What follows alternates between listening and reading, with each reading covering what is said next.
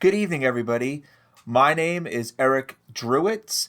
I'm a meteorologist with the USDA U.S. Forest Service, and I'm also the developer of FireWxPy. And today is a special day because we just released FireWxPy version 1.4, which brings a lot of new features, such as a bunch of different various model forecast plots. You can do a lot with it. There's a lot to go over. We're only going to cover a little bit today. So let's get into it. If you have not already installed FireWxPy, please check out my first video on how to get all set up. In this video, we're going to start out. We're going to activate our Conda Test 1 environment that we created in our first video.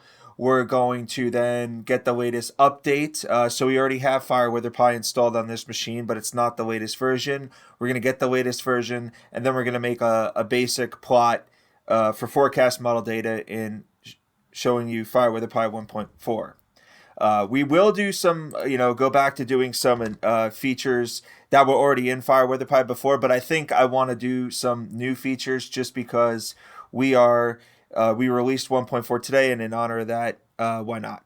So first of all, we're going to cd into our Python projects folder.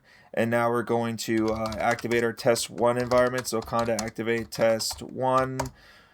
Now we're in our test 1 environment. So now we want to say Conda install FireWxPy. So it's the same command as when you first install FireWxPy.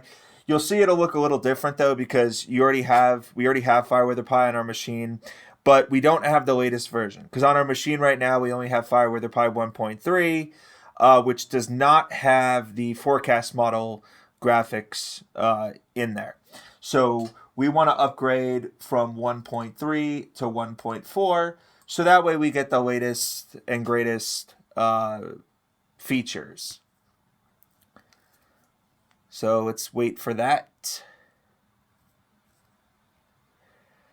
So I'll talk a little bit about what's in 1.4 as we're waiting for this. So in 1.4, you can plot a bunch of different things. You could look at the GFS 0.25 by 0.25 degree, 0.5 by 0.5 degree, 1.0 by 1.0 degree, the GFS 0.5 degree, the Canadian ensemble. So here you'll see we don't have the latest version. As you see down here, FireWxPy, we were going to go from 1.3 to 1.4, so we want to hit yes. And basically, there's a lot of things you can plot. You can make, heights, vorticity, wind maps, height maps, height and wind maps, 10-meter winds, sea level pressure, temperature, relative humidity, and my personal favorite, which is what we're going to show today, we're going to jump to this, is the favorable fire weather forecast, which is a product you're not going to see on any website. I've never seen it on the NSET page, and any of the various weather websites out there. This is a unique product that you're only going to find in FireWxPy, and that's why I want to feature it in my first video showing any of the 1.4 features. So you see we have FireWxPy 1.4. I'm going to just show you my Conda list just so that way you could see that I now have 1.4 on my machine after we just upgraded. So if you scroll up here, FireWxPy 1.4. So we're all up to date. And so now we want to open our Jupyter lab.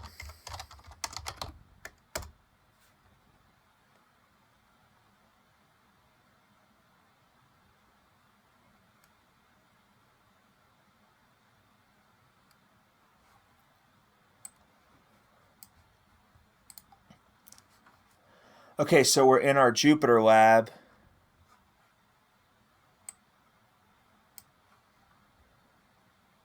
And so, let's see, where are we? We're in our Python projects folder. I don't know why it's not showing this there, but I know that's where we are. So we're going to go here.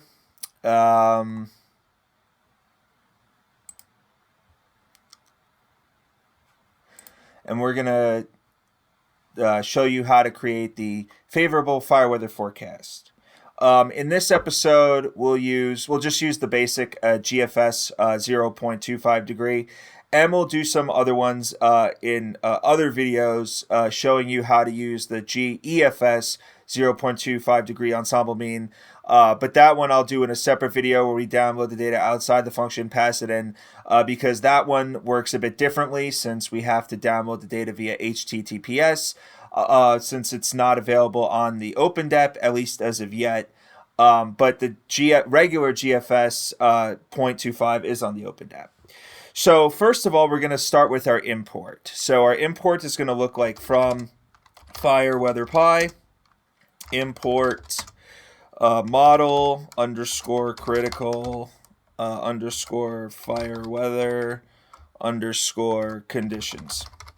And now let's abbreviate that as FWF,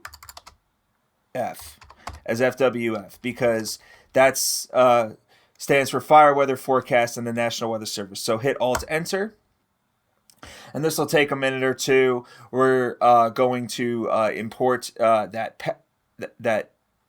class, as well as download or check for the shape files and download them if they're not already there. But as you can see, they were already there because we've done stuff on this machine before.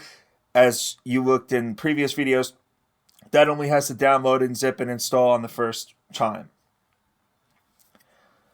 So let's wait for that cell to finish running. It should be done soon.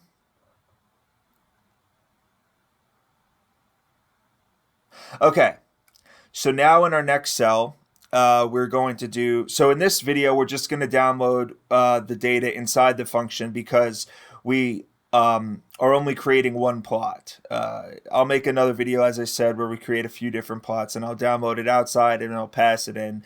It looks a little different than the RTMA plot, so we're going to demonstrate that in a later video. But for the first one, we're just going to do FWF dot, and we could use our tab completion. So we want our plot favorable fire weather conditions. Now, a little bit about what this product is.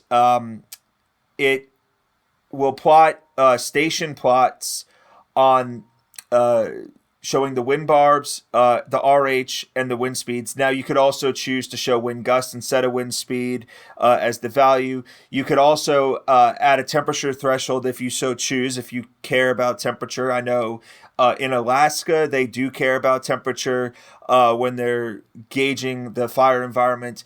In Southern California, we don't really look at temperature that much. We mainly just look at RH and wind. The default is RH and wind because the defaults are for Southern California because that's where I'm based at.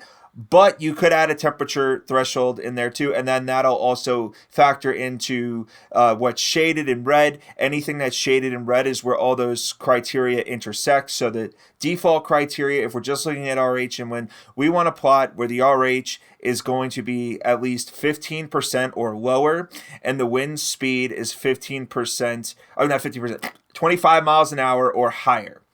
So we're going to, first, we have two required arguments, and that's the model that we're looking at. So we want GFS 0.25 for our GFS 0.25 degree, and we also want our region. So regions could be abbreviated a bunch of different ways. If you want to look at a state, either the uppercase or both lowercase two-letter state abbreviation. CONUS, you could write just CONUS, or with the capital C, or CONUS, all lowercase. There's also CONUS and Southern Canada and Northern Mexico. I'll show you that, how to write that in another video. It's also in the documentation. We'll do that when we create a 500 millibar vorticity map, because that when you want to look at a large area. So we'll save that for that video. And then for GAC regions, the four-letter abbreviation for the GAC region in either all up caps or all lowercase. So we're going to look at South Ops, so that's OSCC for the GAC region. And then since we're looking at South Ops, I want to change my reference system because the default is states and counties. I want to change it to GACs, PSAs, and counties. So reference system equals GAC and PSA and counties. We're not going to change around the thresholds and play around with that in this video. I'll save that for another video. So now we're going to hit our Alt tab. And now this is going to take a bit. We're downloading the data. As you can see, we did a test run before, so the folder already exists. But if it didn't, we'd create the new folder for the model data. And this is all in the weather data parent directory.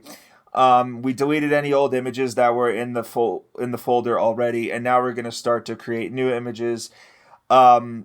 This is going to take a while, so we will cut it here, and we will come back when our images are all there, and we'll show you what it looks like. Okay, so we're back. As you can see, we downloaded our data, cleared out any old images that were in our directory, and then we saved all these images. Now, one important thing to note, so the images save by the model, the region, the reference type, but I also factored into the thresholds, because let's say you want to run 2 different thresholds in parallel. You can do that without the images overriding each other. So that's very important to note too. So we have our print statements, so we saved all our images, and now let's go to our folder. So we're going to go to our folder. So we're going to go to this PC, users, Eric Drewitz. Let's see, Python projects, weather data, forecast model data, GFS 0.25, OCC, GACP City and County, favorable fire weather less than, RH less than 15, winds greater than 25, surface, and now here's all our images. So these are what the images look like. So I'm going to go to this time step. This is 21Z today, so this already happened because this is the 18Z run. But just to show you what the images would look like when we actually do have some favorable conditions, you could see the pixels shaded in red are the pixels where this criteria is true, where we meet this criteria of the forecast RH to be less than or equal to 15%, and the forecast a wind speed, sustained wind speed, to be greater than or equal to 25 miles an hour. And you could see, looking at the little station plots, we have southwesterly winds. We have RH of 10% here with 25 mile an hour winds. Here we have 12%, 25 mile an hour winds. So you could see that this shows you where the favorable fire weather conditions are. And so the next few days, it's going to be higher RH. We're actually going to get some rain this weekend and some snow in the mountains for the first time in a while. First time this season. Okay, here we go. This is February 4th, so this is quite far out at this point. But you can see on February 4th, we have some red shading. And then looks like this is February 5th. So again, take this with a grain of salt. But this is the product. I think it's a very unique product. You could look at this with a bunch of different models, the NAM, the GFS, Ensemble Mean, the Canadian Ensemble. You can look at it on the GFS 0.5 and 1.0 degree grid spacing. In addition to the 0.25 if you really want to. So this wraps it up for this video. Please remember to like, comment, and subscribe for more content.